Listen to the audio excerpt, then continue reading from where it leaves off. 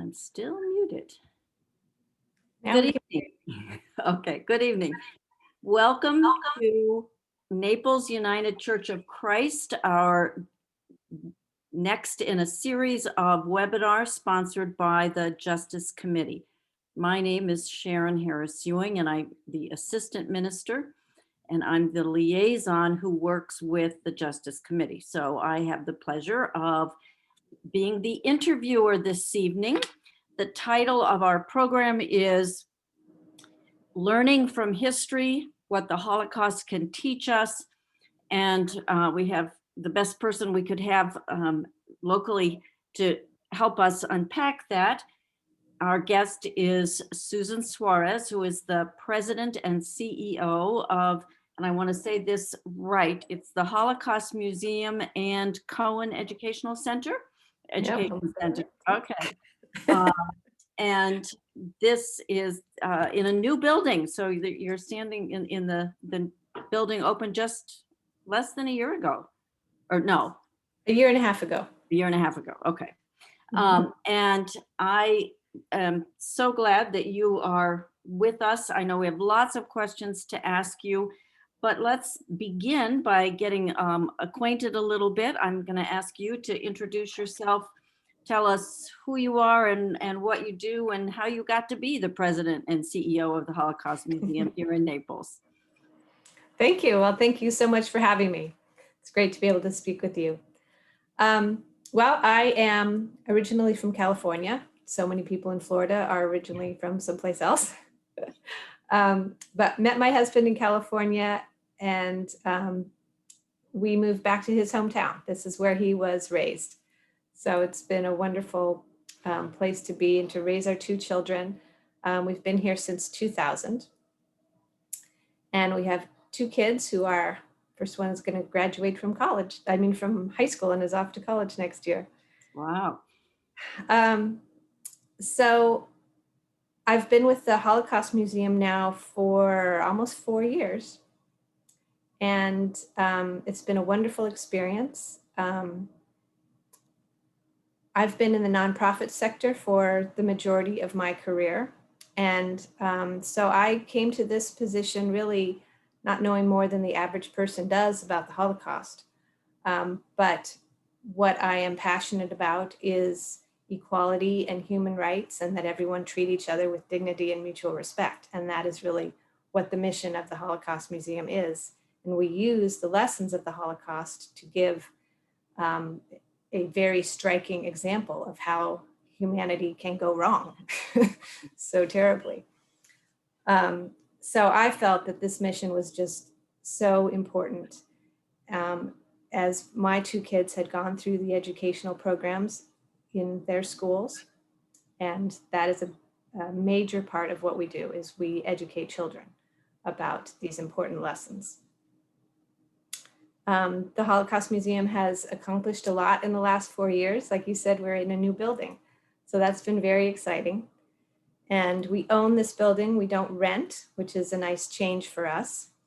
And all new exhibits, taking our existing artifacts and everything, but being able to present them in professionally designed and installed exhibits. Whereas before it was all done by volunteers, are very dedicated volunteers. And so now it's the same stories, but presented in a new, fresh way. Well, having been there a couple of times, I can say that it is a beautiful and also hard to learn from. It teaches us hard lessons, but I certainly am glad it is there. I'm curious, is the Holocaust Museum here in Naples connected to a national Holocaust movement in some way, and how has that all evolved? So every Holocaust Museum or Holocaust Education Center in the US and around the world are independent organizations, but we have an association called the Association of Holocaust Organizations, the AHO. There's about 350 of those organizations that are members all around the world. And so through that, as most associations do, they have conferences. and email, listservs. You can throw a question out to your colleagues and ask them, how did you handle something? Um, so we share a lot of information, and it's very helpful. Well, that And I also a lot of scholarly information is shared. New research about um, other genocides and new research about certain aspects of the Holocaust, as well as professional development for our curators, for our education staff. What are some new curriculum ideas for our fundraising staff? All of the things that you might find in a association. Well, and I've done a number of these webinars. I always learn things, and I've just learned about a connection that I didn't know. So thank you. Um, Part of the reason that the Justice Committee was really excited about inviting you and having you talk is that we were really taken with the mission statement of the museum, which I'm going to read, and I hope I've got it right, to teach the lessons of the Holocaust to inspire action against bigotry, hatred, and violence. Certainly, as a Justice Committee, we would share such a mission. What is your strategy for accomplishing that mission? What kinds of tools and resources and programs do you do? Just tell us how you go about teaching the lessons and inspiring action against bigotry and hatred and violence. Sure, thank you. Um, so the key thing is really the second half of that mission statement, is that we're not just teaching the facts about the Holocaust. The purpose is to inspire people to change their behavior. And as some of the teachers say, our kids, we could give them a textbook, we can do lessons about the facts of the Holocaust in the classroom, but what they need to understand is, why is this important? What are the lessons to be learned? And why should they care? Why should they care about an event that happened long before they were born, 75 years ago, and in a country they may have never visited? Um, and so what is so unique that we have a museum about this very important, stark part of history? So we do this in many ways. And so I'll talk about both what we do with school students and then also with adults and the general public. But we were founded, interestingly, by a middle school class. So back in 1998, Golden Gate Middle School had a wonderful social studies teacher, David Bell, who said, okay, kids, it's time to start our Holocaust education unit. And the curriculum that I have been given is 12 vocabulary words. And so they went through those 12 vocabulary words, and he told them a bit more about the Holocaust. And the kids said, we'd never heard of this event before, and we think we'd like to get into the topic more. Can we do more research, and what else can we learn about this, and how can we tell others about this? So David Bell partnered with the art teacher at the middle school, and they started to create displays. They started to create a museum. Wow. And so they reached out, and they were able to contact some local Holocaust survivors who brought them artifacts and who told them their stories. And they really got going. And the principal said, you can have an extra classroom. They had a portable classroom that wasn't being used at the time, I guess. And they set up a museum display in that portable classroom. And the kids in that class were the docents, and they showed all the other kids in their school this Holocaust museum that they had created. And then it was open to the public for, I think, one weekend, and over 1,000 people from the community came through this student exhibit. So then the adult volunteers who had gotten involved helped to find some funds so that they could find a permanent location away from the school. And so that's when we started to get moving, and that group of volunteers became the first board. They incorporated as a 501c3 and started the museum. But it was all because of this 7th grade class. Wow. and their teacher. And what an impact a great teacher can make is it's always a lesson to be learned. So from that time, we have grown to this new location, which is currently about 6,000 square feet, but we're going to be growing. We just purchased additional space here. So we're going to be adding another 3,600 square feet over the next couple of years when we get it remodeled and things. So every 8th grader in Collier County and Lee County and some of the surrounding counties come to the museum on a field trip. And they usually do that with their language arts class, because in language arts, they read The Diary of Anne Frank, and they begin to be more exposed to the Holocaust. So they'll come and they'll go on a tour with one of our docents and learn about the history of the Holocaust, but also really pointing out what we have in our museum are things that were donated by local survivors. So it's not just, oh, look, here's this old thing in this case. I don't know, what is that? And then we can say, well, this is a Torah pointer that Heinz Worski's sister smuggled out in her purse, in the bottom of her bag, even though her father told her, don't you take anything that is Jewish or anything that is valuable. She did not want to leave her silver Torah pointer in their house when they had to flee from the Nazis. And her brother Heinz, who still volunteers with us, he never discovered that his sister had that until she passed away, and he looked in her nightstand and found this Torah pointer that she had stuffed into her bag when she was 12 years old and fleeing Poland, and they got out through Italy.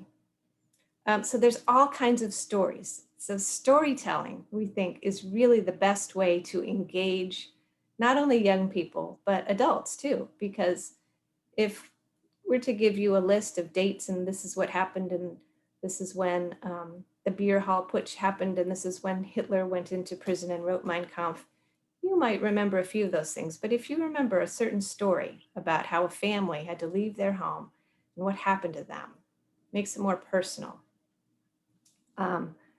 There's a famous quote that 1 million deaths is a statistic. One death is a tragedy, because you can relate to that one death. So when the 8th graders come, as I said, they have a tour, and then they also spend half of their time here doing some sort of activity with our education staff, delving more into one particular topic, generally about some of the stories about an upstander, which is what we call people who are not bystanders and are not perpetrators. They are upstanders or heroes. But we have a range of topics that the teachers can choose from. So the teachers can incorporate it into their own lesson plans also when they get back to school, and the kids can do a reflection. Often they'll do a writing project or an art project or something to reflect on what they learned during their field trip.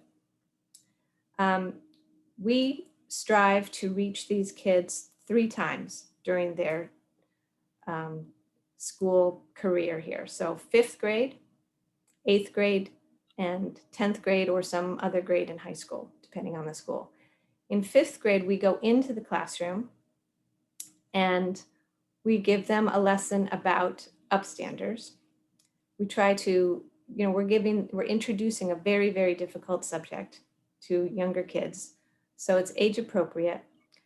We talk about the story of Irina Sendler, who was a social worker in Poland, a Christian woman who decided to join the resistance, and she went into the ghetto in Warsaw and smuggled children out. And she smuggled about 1,500 children out of the Warsaw ghetto, risking her life every day. And we talk with the kids about, what does it mean to be a hero? Who are the heroes in your life? And it's not always Superman or Batman or Iron Man or whoever their favorite superhero is. Maybe it's your parents. These days, maybe it's your teacher, maybe it's a healthcare worker. but it's somebody who is helping someone else. And it can be them. It can be someone who says, look, I'm not going to stand by while I see this person in my class being teased or being bullied on the playground. I'm going to say something. I'm going to tell a teacher, or I'm going to step in myself and just say, hey, that's not right. Then when we get to the high school class, we get more into what are other genocides, and also a bit about how do you do some of this research. If you're interested in history, we have a segment called History Detectives, because we receive a lot of interesting artifacts that people bring in. And several years ago, we received a collection of letters, but it wasn't the whole story. We couldn't quite figure out what was being told by these collection of letters that wasn't, we didn't have the beginning, we didn't have the end, and really wanted to find out what happened to this person. So we were able to let the kids replicate some of that research and figure out how to put the pieces together for one of these stories. And then we have a lot of education programs for adults too, where we talk about different aspects of the Holocaust, or we bring in scholars about other genocides to give talks and to get people to really think about what is our role? We just going to read the newspaper and see what happens, or are we going to try and do something? I'm going to share a couple of things. I'll share my screen here. You can see a few things here too of what we're doing.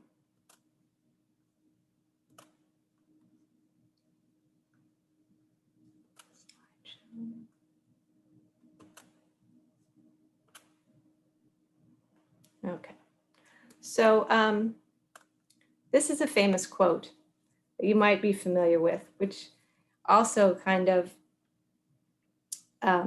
summarizes the message that first they came for the communists, but I was not a communist, so I did not speak out. Then they came for the socialists and the trade unionists, but I was not one of them, so I did not speak out. Then they came for the Jews, but I was not Jewish, so I did not speak out. And when they came for me, there was no one left to speak out for me. And this was Pastor Martin Niemöller, who was very outspoken after the war, saying, you know, we need to care about what happens to our fellow humans. We're all humans, and we can't just say, oh, well, it's not me. Get my next one. April is Genocide Awareness Month. So we are doing a lot of things as part of this coalition called Together We Remember. And this slide is from our coalition organizer. And we're putting these things out on social media and just having conversations around how do we address the fact that genocides continue to happen around the world.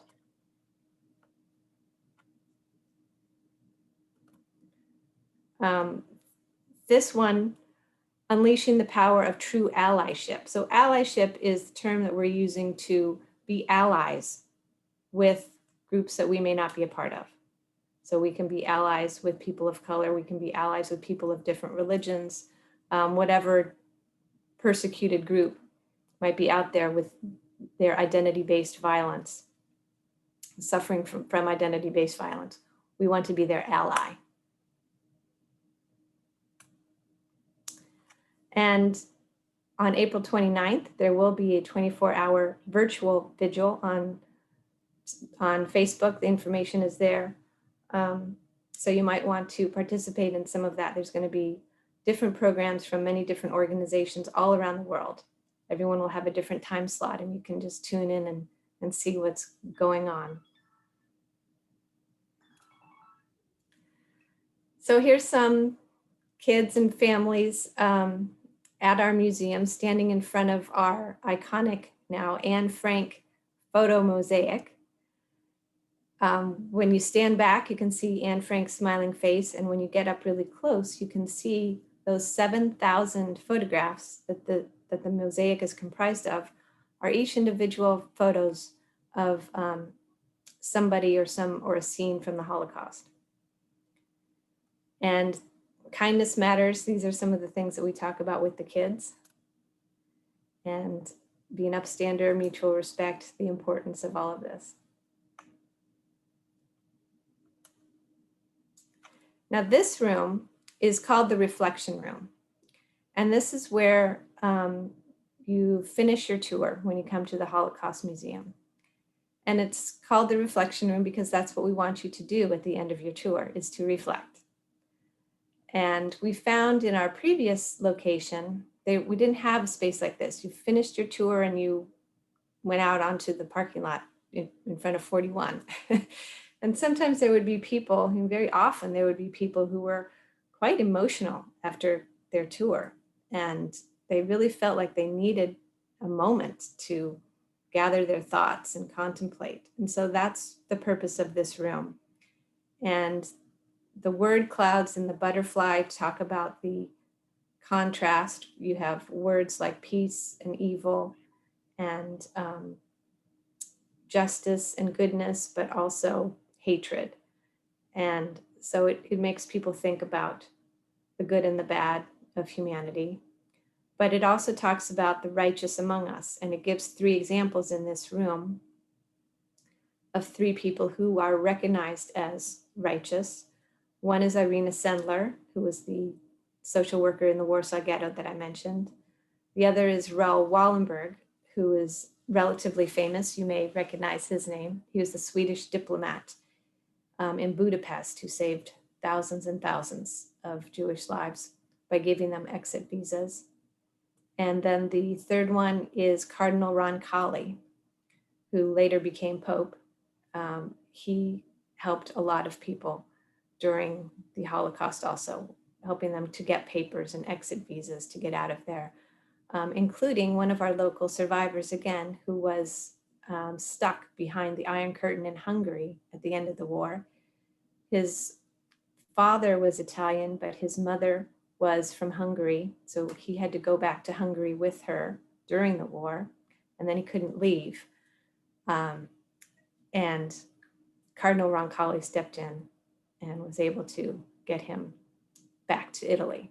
So he's very grateful for that. He says Cardinal Roncalli saved his life. So this room is really asking that question: who will you be? Are you going to be the type of person who just sits by while someone does something wrong? One example that someone mentioned to me once that always stuck with me is, if you're around the Thanksgiving table with the family and, Uncle Bert or something says some really inappropriate comment, whether it's racist or bigoted or whatever it might be, and everyone around the table just kind of laughs and says, oh, well, that's Uncle Bert. But the children are watching. And then the children see, I guess that's okay. I guess we just laugh about it. Instead of saying, we really don't agree with that thought. And we like to respect all people. And we respect Uncle Bert, but we like to respect all people.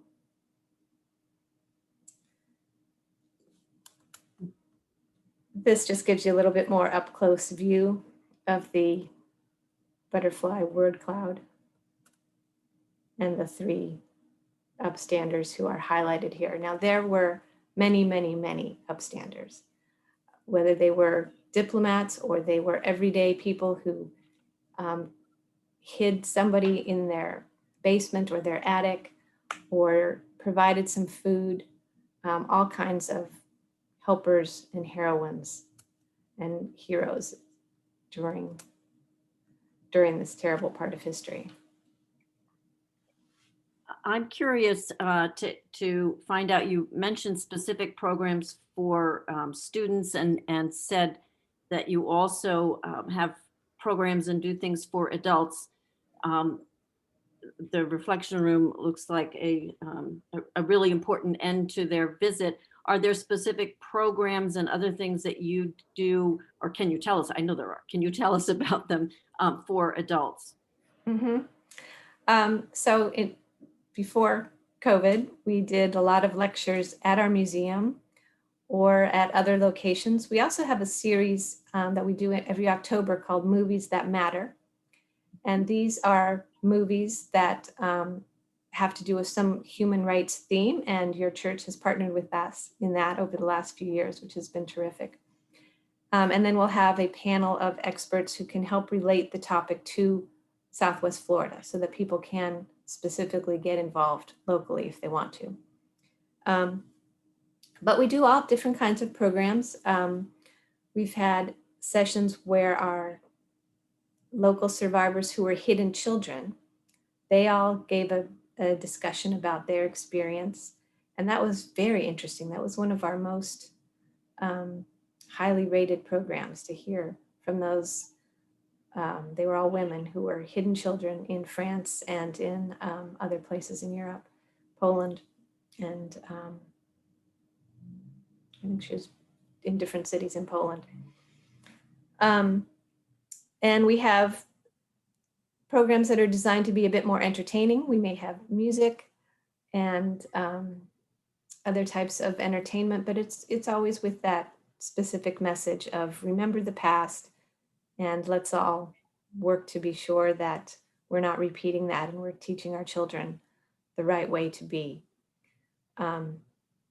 Another very important and interesting speaker that we had 2 or 3 years ago now, which kind of maybe leads into something else you wanted to talk about, but we had Christian Picciolini. So if you talk about some of the current modern day issues, Christian Picciolini is a former white supremacist. So he was recruited into the skinheads. He lived in Chicago. And when he was 14 years old, and he was very, troubled youth, his parents were busy, didn't have a lot of time for him because they were trying to both work 2 jobs, and he was on his own, and fell into this group that made him feel like he was so important and so wonderful. And so he became part of the skinhead group. And he was a rising leader in that group. And then as he grew older, he was also very into music. He opened a record store and he got married and he had a child. And he started to question the things that this group was telling him. And he realized people coming into his record store were all different kinds of people. And so that's what started to change his worldview, was that he started to meet African Americans and Asian people and Hispanic people. And he said, they're not what this group has told me that they are. They're interesting. They're nice people. That we share a common interest in music. And they live in this neighborhood just like I do. They have some of the same struggles that I do. And so that's when he got out and he realized that he had been believing a bunch of garbage. And so now he has dedicated his life to helping other people get out of that movement. Well, And that's a perfect segue for, as you know, we did want to talk about sort of current events and the current environment. There are many people who see similarities in current events and happenings to Germany in the 30s. And I'm just wondering, the rise of white supremacy and hate groups and threats of violence. I'm wondering, what do you see? How do you make that comparison? What do you see? But also, what are local issues? I think it's really easy to assume that everything is somewhere else. What do you see locally, and how do you and how might others respond? That's a lot of questions, but that's okay. Sorry. yeah, and that's something that our board and our volunteers are struggling with and thinking about all the time too, is how can we do more? We all want to do more and improve the world because there are a lot of problems in our society today. And so I think first It starts at home, it starts around your own kitchen table, that you want to be sure that you are modeling mutual respect to your other family members. And then as you go beyond those circles with your friends, that you're not making jokes about other groups of people, that you're showing respect and helping other people to see that that's a good thing to do. Um, we can relate what's happening today to what was happening 75 years ago and show that this is not something to just be laughed off. That back then, nobody thought things were going to escalate the way they did. And so it's important now to really be aware, have your eyes open to say, this is not just some little thing that you can ignore because you don't know, it may grow and grow. So that's the important lesson of the Holocaust, is to not brush this off, that, oh, this is a fringe group of people that are creating these, bombing people or shooting people or creating terrible, doing the hate crimes. We all have to be together to try and improve relations with different parts of our society. And, one of the things that personally I would like to do more of is to increase dialogue between different groups in our local community. Because just like Christian Picciolini got to know his neighbors through his record store, that's what we need to do. We need to get to know our neighbors, not just the people who are volunteers at the museum or members of your congregation. Let's branch out to other groups and connect and do things together and get to know their personal stories. Are there problems that you see locally that we as individuals or as a church need to address, and how might we contribute to that kind of dialogue? Because I think I'd certainly agree with you that that's critically important. Yeah, there's unfortunately no limit to number of issues that could use help. Southwest Florida has a great gap between the rich and the poor. It's kind of a dumbbell type model of wealth distribution in this community. So ways that we can help the people in Immokalee and East Naples and other places that where people are really struggling. I think anytime you can get out and just offer your services, offer your hands as helping hands, but not just making it a one-way street, not just giving, but talking to the people whenever possible to find out about their lives. Show that you're interested in their lives. You don't want to just give them a bag of canned food. You want to be interested in their lives so that you can start to establish some bridges and some bonds.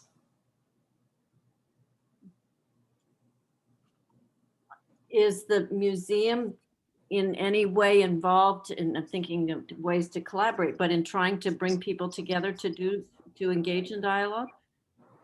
That's something that we're working on. That is in our planning, and it's kind of gotten delayed with COVID. It's hard to get together with anybody. Right. Well, I can say that it is something that the Justice Committee has talked about, and we think about it in terms of different groups and even different faith communities, and wanting to both get to know one another and find ways to work together. Well, our Movies That Matter series has helped us with that to a certain extent, because we try to pick movies that involve a local issue that has a local group of people. So, we've done things about hunger, about human trafficking, about the legacy of with the civil rights movement. And then we brought in local people to talk about those issues who are part of that community. So And that's one way to get the dialogue, but we always want to do more, and to be able to get more people sitting across from the table from each other to get to know each other as human beings. That's the main thing. and we would certainly. Are there things that you're doing that you think other groups could replicate? What can groups like Black Lives Matter or the Human Rights Campaign for LGBTQ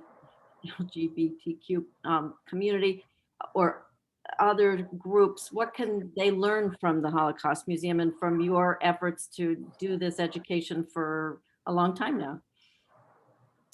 Yeah, I think one of the things that just crosses all boundaries of types of issues is making the issue personal and sharing personal stories about how does this affect somebody. And that's what our survivors are so good at doing, that when they're able to tell their personal story to a group of students or adults, and they explain exactly what it is that they went through as a 12-year-old or 13-year-old, and how it made them feel, then suddenly this is something real. This is not some, you know, group of people that I don't know anything about. Maybe, there are actually a lot of folks, kids in Naples and other areas of Southwest Florida who don't know anything about Jewish people. If they came here from Mexico or some other Latin American country, there aren't a lot of Jewish people there. And so they might not have had the opportunity to meet anybody. Um, and Naples has a reasonably sized group of Jewish people, but it's definitely fewer than the community where I grew up in Northern California. Um, and so to just be able to ask basic questions and find out, well, what does that mean to be Jewish or to be Buddhist or to be Muslim or, whatever the issue might be, to be gay or lesbian. How did you come to be that way? What are your struggles? To ask people these human questions that, they're not trying to um, be scary or different or this is the way people are, and that's the beautiful thing about humanity, is that there's so many differences, and it would be so boring if we were all the same.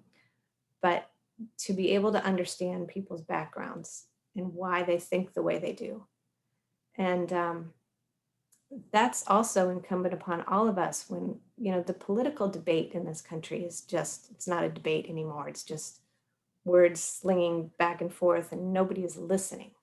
But if you actually sit down and ask somebody, why do you feel this way about a particular issue? And you come to realize maybe they had a particular experience growing up, or a particular experience, maybe as a business person and their business failed for whatever reason.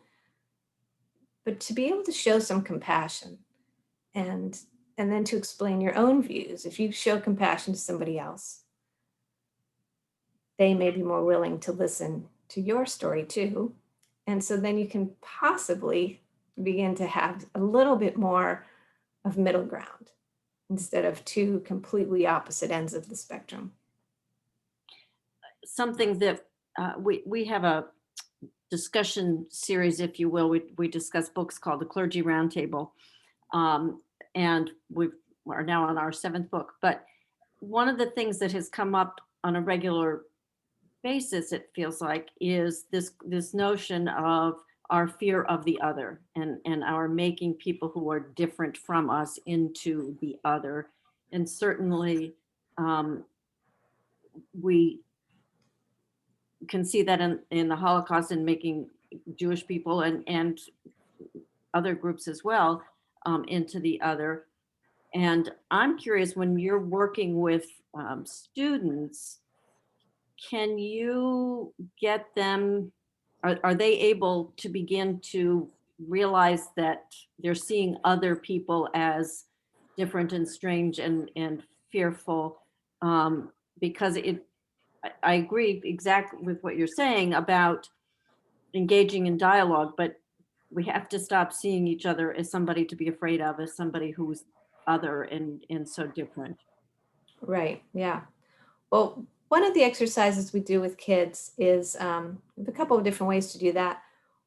One is we just ask them, who likes basketball? Who doesn't eat breakfast in the morning? Who prefers pizza over donuts? Or just sort of getting them to say, what are the things that they have in common, so that they group themselves based on their shared interests and their shared likes, rather than I'm Black, I'm white, I'm Hispanic, I'm Christian, whatever it might be. Let's talk more about what do we share in common. And another exercise we do is we may put a picture of somebody on the screen and ask them, just by looking at this picture, who is this person? What does this person do for a living? Where do they live? What are all the stereotypes that we just automatically have? And then, because it's an activity, they're almost always wrong, because this tattooed, very scary looking person is a professor of philosophy. So just kind of showing them you cannot judge a book by its cover, and you need to get to know people. Well, that is certainly true. Um, you had mentioned that you had a couple videos you wanted to share, and I'm wondering if there's anything you want to add before we do that, so that we have some time at the end for Q&A. And those of you who are watching and listening, there's a little Q&A at the bottom of your screen, and we will I'll ask Susan to answer your questions toward the end of our hour. So any last thoughts about lessons that we can learn from what you're doing, and how, as you said, we can work together to make the world a better place, or help people see the problems that are there, before you show the video? Well, the video that I'm going to share is some clips from some of our local Holocaust survivors. We have a program called the Oral and Visual History Project, and over the past 18 or so years, we have collected a couple of hundred of these local testimonies. And they're usually 1 or 2 hours long, and we edit them down to little bite-sized bits that we can share in different situations. Maybe they're talking about their experience of being transported in a cattle car to a concentration camp, or their experience of witnessing Kristallnacht and seeing their parents' business, the glass of their front windows being broken, or the experience of being a hidden child and either being reunited with their family or not being reunited with their family because their family was killed during the war.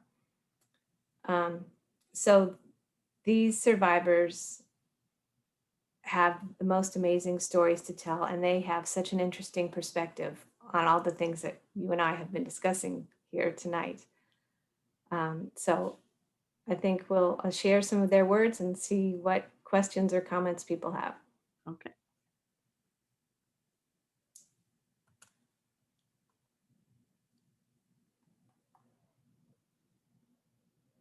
Mhm.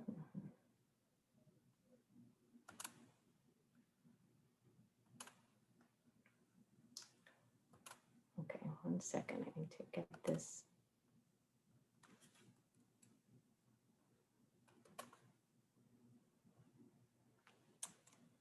There we go.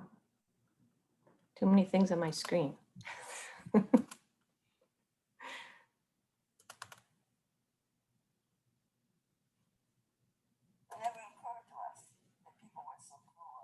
We're not seeing your screen yet. Yeah, I gotta get this part back. There we go.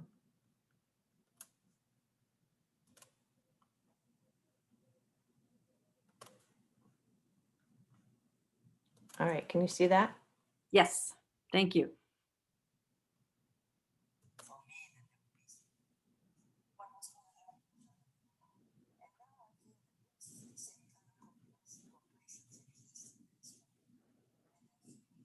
The volume is quite low. Is that something you can? Thank you.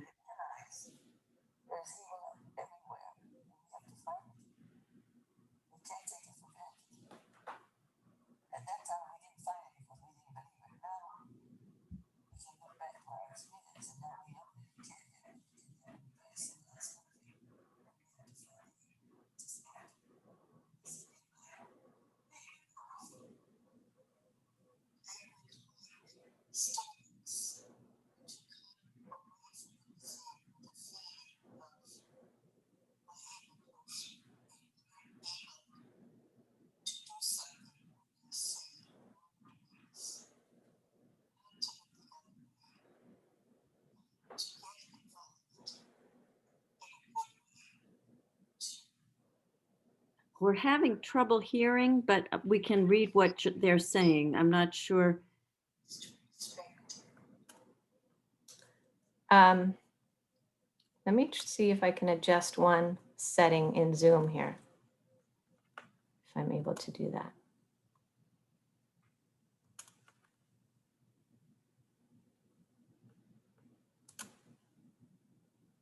All right, let's see if this They're is better. teachers to respect other people for what they are, what they represent.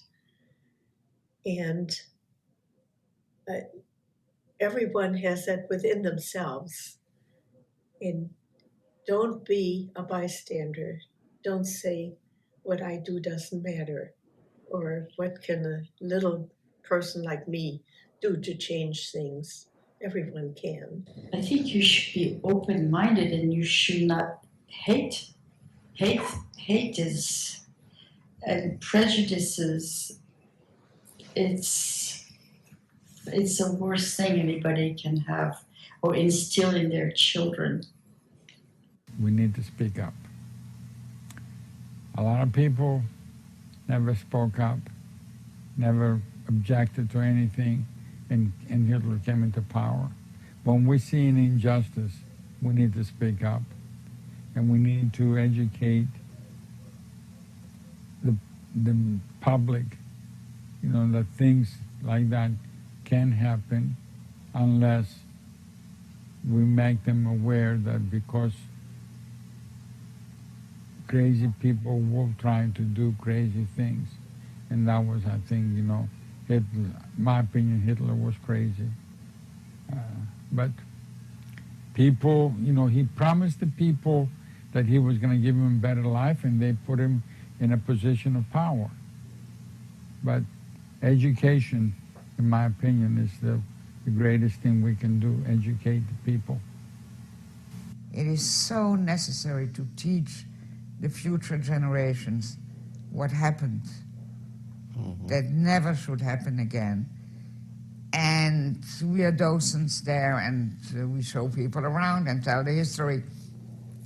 But what I think is extremely important, and I think I found it now also after having done it several times, to tell the children your own story, because for children, a small thing speaks more to them than whatever you can teach them about history. And when I tell him that I was in an orphanage or small details about it, it gets more real to them. And I always tell him, don't let anybody ever tell you the Holocaust didn't exist, because you shake my hands and then you can say, I shook hands with a Holocaust survivor, somebody who was there. I want the world to know that this happened, and I will do whatever I can and wherever I can to tell them about it. People have to know. People have to know that, how can human beings treat other human beings in the same way? Man's inhumanity to man is something that I know what it's like. I've been there. I walked that mile in those moccasins. And whatever I can do to make people aware or do whatever I can to prevent it, I'll whatever one human being can do. Although a journey of 1,000 miles can begin with that first step. In this crazy world with crazy leaders, I just want peace between people. I don't want my grandchildren to be hurt. I don't want them to be singled out.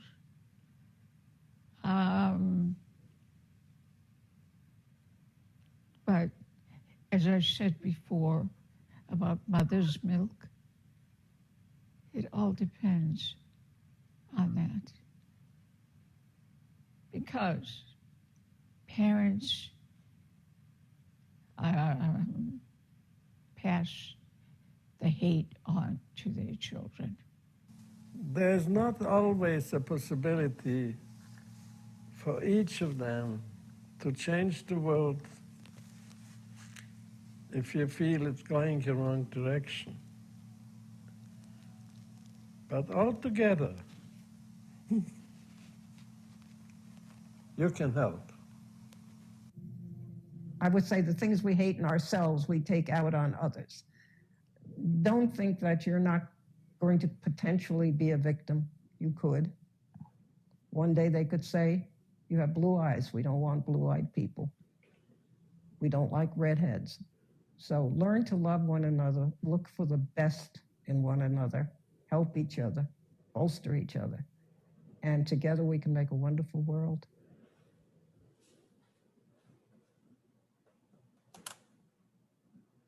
Thank you. Inspiring people. Yes. I'm going to open it for questions, and I see one. If there are others, please use the Q&A feature and send it. Interesting, very timely question. How do you feel about President Biden naming the mass killing of Armenians by Turks as a genocide so much later than the event? I mean, just now, many, many years after it happened. Yeah, that was an interesting one. We were actually just talking about that at the museum today. And someone mentioned to me, I haven't had a chance to confirm it or not, that actually Ronald Reagan referred to it as a genocide too, many years ago, but perhaps not quite as officially as President Biden did. There are certain things that people look for to describe something as a genocide, and the Armenian situation meets those guidelines, according to the people who know about those events and what happened. And so I think it is appropriate to refer to it as a genocide based on what these experts say. I think the sticking point is today's Turkey is not the same group of people who committed that atrocity. And it may be more appropriate to say that it was carried out by the Ottoman Empire rather than today's Turkey.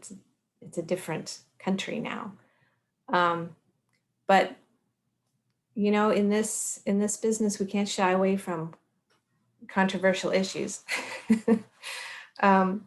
We never try to tell people what they should do. We inspire people to take action. We don't tell them what action to take. We want them to do what it is that they feel their skills and interests and talents will best help them do to fight bigotry, hatred, and violence. And President Biden is doing what he thinks is best to help that. And we educate people about what the 10 stages of genocide are and what the definition is. And it's not up to us to decide what is and what isn't a genocide. There are experts and organizations who do that. Are there other questions? If not, I've got one, but I'm curious, do you have members of your museum? What do members do? Are you looking for more members, or you're looking for non-Jewish members? How does the museum work in that regard? We love to have more members. We do have a membership program. Becoming a member gets you unlimited access to the museum, so you don't need to pay the admission fee every time you come. And when we have in-person programs again, you can get certain other benefits because you are a member. But you don't have to be a member in order to come to our programs also. So you can participate in a few programs and see if it's something that interests you. Our docents, we have several docents, and they are certainly not all Jewish. And we never ask anybody when they come in the door, what is your religion? But our docents get a general sense of their group. And they've told me that they believe fewer than 50% of our visitors are Jewish. And we get a very diverse group of people from Southwest Florida, but also from all over the world. We are listed as one of the top 10 things to do on TripAdvisor for tourists coming to Naples. We are rated as the #1 museum in Naples by the readers of Gulf Shore Life magazine. So thank you, readers of that magazine. Uh, so we get a lot of different people who come in and they get involved. If they have an interesting experience, they may become a member. So it's open to all. Well, good. And you may get some interest from our viewers. I have another question. What was your response to the anti-Semitic march in Charlottesville? And that brings us, as we were talking to recent events and the environment in our country. Right. So the march in Charlottesville happened about 2 weeks after I was hired at the Holocaust Museum. And so for me, that just underscored the importance of our mission, that clearly white supremacy is not dead, hatred is not dead. And to see people in this country marching around with Nazi flags and things was horrifying. So it really just made all of us and our volunteers and our donors recommit to combating this and to saying that is not right, and continuing to spread our message about mutual respect. Mhm. We're getting very close to the end. I have a story that I want to share that just occurred to me. So it wasn't planned, but um, I want to just make sure, is there any last thing that you would like us to know, that I've not asked the right question, or I um, interrupted you or whatever? Well, you had some very good questions. Thank you very much. I think certainly, check our website, all of the information about our programs. If you would like to get involved, you can sign up for things. They are listed on our website, and as with so many organizations, you can register online. But there's so many different opportunities. So if there's something that you're thinking about, if you want to meet a Holocaust survivor, you want to know when they might be scheduled next, just please feel free to ask us. Also, if you happen to have any artifacts of, from your family, we are always happy to meet with you and see what you have. And people say, I don't know if you'd be interested in this. Well, we'll be happy to look at it and see if it would fit within our collecting goals. We have archives full of materials that we rotate in and out. We can't put everything on display at once. And we create special exhibits around certain topics. So what you have might fit into something that is a special exhibit. And then we do special exhibits about other topics, as I said, too, not just the Holocaust, but about other atrocities, but also other human rights issues. That's something that we're going to be using our new space as we expand, so that we can do more about human rights issues and how those tie into all the things we've been talking about. Well, thank you. And thank you so much for your time and for what you are doing in our community with students and adults. The question about the anti-Semitism in Charlottesville just certainly brought to mind our concern that many of us share about rising anti-Semitism across the country. And I always like to end on a note of hope. So I moved to Naples in June of 2016. And those of you who were here at the time will remember that in December of 2016, the sign at Temple Shalom was vandalized. And I was a new resident, but I saw it in the paper on Monday or Tuesday and was disturbed, as so many were. And the clergy of the community and other leaders came together. And so the same week, that Friday, was the Shabbat for peace. I'm not going to get the right name for it, but Shabbat for solidarity, I think. And I lived near the temple, and I was going to go, and I did. And there were, I think, I've heard as many as 1,300 people. It was out the door, standing room only.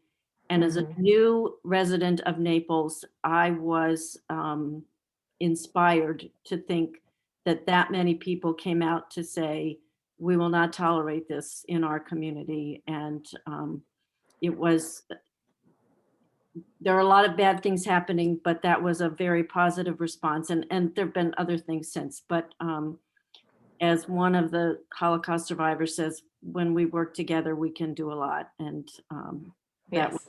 that was a good example. That was a wonderful example. And this is overall, it's a very giving community. It's a community that does like to help each other. And there have been some terrible things happen, but overall, I think we can work together to bridge these gaps and continue to do even more to help one another. Indeed. Thank you so much. And thank you to our viewers. We appreciate your time. And as Susan knows, this has been recorded and it will be available for you to look at again, or if you've got a friend or neighbor that you want to see and hear some of what we've heard, it will be available for you. So thank you so much, Susan. I learned a lot and I enjoyed speaking with you, and I know our viewers enjoyed learning with us. Thank you so much. And good night. Privileged to be with you. Good night. Good night.